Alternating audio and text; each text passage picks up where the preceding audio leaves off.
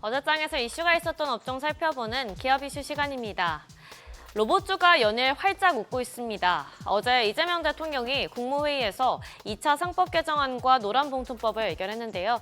이로써 6개월 뒤부터 시행에 들어갑니다. 이미 국회 통과로 기업들이 점차 산업 현장에서 로봇 사용을 확대할 거란 전망이 커지면서 로봇주가 계속 강세를 보이고 있는데요. 한국 기업들이 당면한 노동력 부족과 인건비 상승이라는 구조적 문제 속에서 로봇 투자 확대는 필연적이고 더 나아가 향후 글로벌 로봇 수요까지 폭발할 거란 전망이 나오고 있습니다. 이 과정에서 국내 기업들의 대규모 수혜가 기대된다는 분석이 나오고 있는데요. 그러면서 로봇주가 시세 분출했는데 마감 상황 보면 현대모백스는 성장성과 함께 밸류에이션 매력까지 갖춘 희소한 종목이라는 증권사의 분석이 나오면서 상한가 기록했고요. 하이젠 R&M도 13% 넘게 뛰었고 러셀도 11.62%, SBB테크 10.12%, TSR 로보틱스도 9.52% 상승으로 마감했습니다. 위고비를 투여한 비당뇨 성인 비만 환자의 체중이 평균 16% 감소하고 허리둘레도 11.9cm가 줄었다는 임상 결과가 나오면서 비만 치료제 관련주가 강하게 시세 분출했습니다. 이번 임상시험의 특징은 비만 기준을 동아시아 비만 기준인 BMI 25 이상에 맞춰서 설정하고 대상자도 이에 따라 선별했다는 건데요. 그 결과 비교적 낮은 BMI의 비만 환자가 많은 한국인과 동아시아인에서도 세마글루타이드 2.4mg의 주 1회 투여 요법이 효과적이고 안전한 치료 옵션이라는 점이 확인됐습니다. 향후 비만 치료제에 대한 수요가 증가할 것으로 예상되면서 관련주가 날아올랐습니다. 마감 상황 보면 올릭스가 상한가 기록했고요. 고바이오랩 17.36%, D&D 파마텍 12% 넘게 올랐고 대화제약과 블루엠텍도 모두 5% 가까이 상승으로 마감했습니다.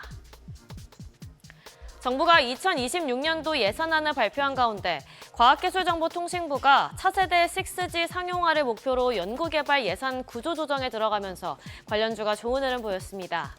구체적으로 2030년 상용화를 목표로 6G R&D 예산의 중심축을 원천기술 개발에서 상용화 개발에 집중하는 기조로 전환했는데요.